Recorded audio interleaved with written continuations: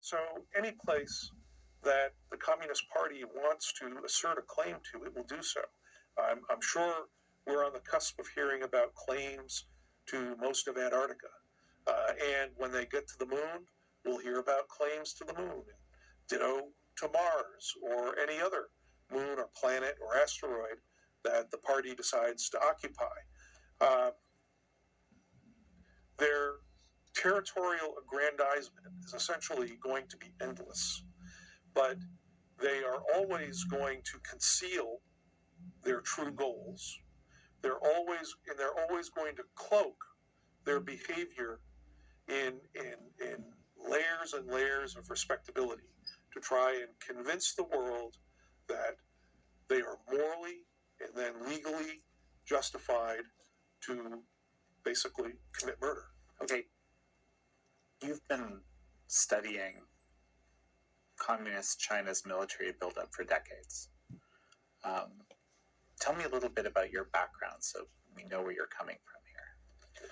Well, I graduated from a small liberal arts college called Eisenhower College with the idea that I would come to Washington and become the world's expert on the Soviet Navy. This was the year 1981, 82, and I actually was admitted to the Russian Area Studies program at Georgetown University. But as part of a work-study program, I received the opportunity to work at the then Georgetown University-controlled Center for Strategic and International Studies. And I ended up working for two China and Asia experts, Ray Klein, Dr. Ray Klein, who used to be a high official with the Central Intelligence Agency, and then Robert Downen, who worked for former Senator Robert Dole, late Senator Robert Dole. And that changed my life. I simply I got a job at the Heritage Foundation in their new Asian Studies Center, and I've been writing about studying military issues in U.S.-Asian relations ever since. And in about 1994 or so, I decided, after having avoided it for a long time, that I had to do a deep dive and become an expert on the People's Liberation Army. And did that essentially by going to their air shows, assembling my own database, and then going to air shows in Russia and other places to take an inventory of who was then selling new military technologies to the PLA.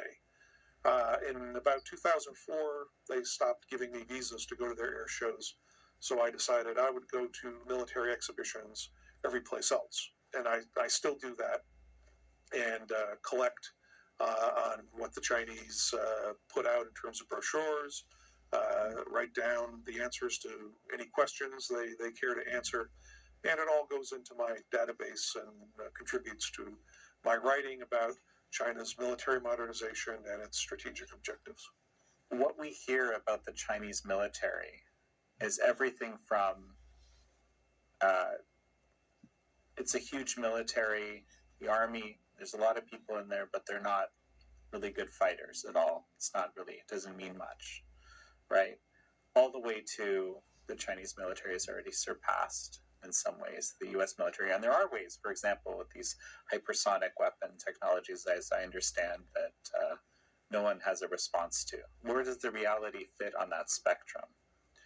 Well, even in the 1980s and 1990s, when the People's Liberation Army was backward, was struggling to figure out how to modernize and trying to acquire technology from all over the world, it was still a very real threat to its neighbors and even to the United States, primarily because of the thousands of years of Chinese strategic history that prized two aspects of behavior: non-transparency, or keeping secret from everybody what you have and what you're going to do, and then the prize, the emphasis value they've placed on the element of surprise.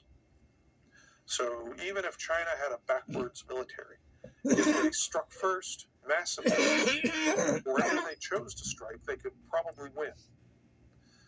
Today, you have that tradition now married to a military force that is far more modern, far more capable, and yes, in some ways exceeds the actual hardware military capabilities of the United States, as you mentioned, in hypersonic weapons. China has multiple hypersonic weapons. Some are probably very secret, we don't know about. But China is I think, the second country, right after Russia, just after a couple of years, to have married a hypersonic warhead, maneuverable hypersonic warhead that is extremely difficult to shoot down, to an ICBM, or in the Chinese sense, actually a satellite that could circle the Earth multiple times and rain these hypersonic warheads down on our heads. Explain to me what that type of weapon is and how it can be used, because you hear about it, but Yes. a lot of us don't really know what it is. A normal ballistic trajectory ballistic missile is fired from the ground, the sea, or even the air, and immediately goes into a ballistic arc, or a parabola, or a half circle. It has an apogee, meaning a high point, and then it goes down. It can be terminally guided with radar or optical seekers to achieve very, very high accuracy, but still, it descends from a very high point. And because of that, it can be seen by radar or optical sensors.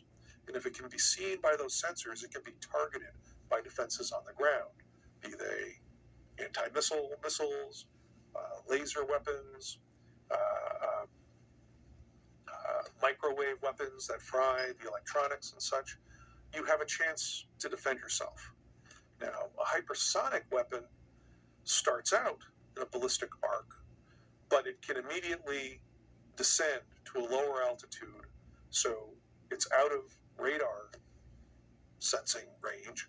And then when it gets to the lower altitude, it can jinx around, go up and down, so that even if the radar sees the warhead approaching, it has changed its position enough so that it can basically move faster than the computer has time to calculate an interception solution.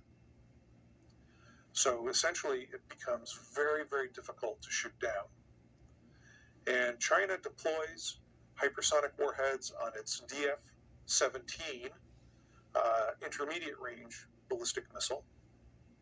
It can put those warheads very likely on a new Dongfeng DF-27 intercontinental ballistic missile, and it has sold this technology, or given this technology, to North Korea, which also today has an intermediate range hypersonic warhead, maneuverable hypersonic warhead missile. What's in these warheads? They can be non-nuclear. They can have fuel air explosives. They can be traveling fast enough so that they can penetrate concrete or earth defenses, attack a command post underground, or they can be armed with probably a smallish nuclear warhead, although nuclear warheads can be very powerful and still be very small. I mean, basically the size of this chair, and still have tens of kilotons or even 100 kilotons worth of nuclear explosive force. We're going to take a quick break right now, Rick, and we'll be right back.